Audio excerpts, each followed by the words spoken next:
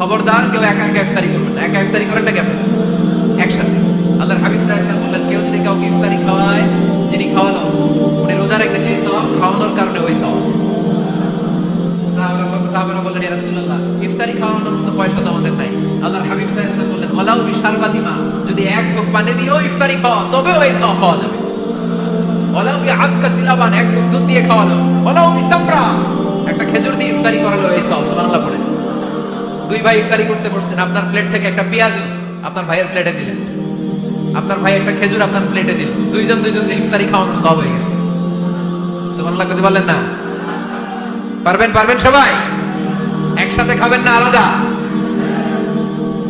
আল্লাহর হাবিব সাল্লাল্লাহু আলাইহি ওয়াসাল্লাম খেতে বসলে কখনো খাবারের বদনাম করতেন না। সহিহ বুখারীর হাদিস, মা আবা রাসূলুল্লাহ সাল্লাল্লাহু আলাইহি ওয়াসাল্লাম তুআমান কত, কখনো খাবারের বদনাম করেন নাই।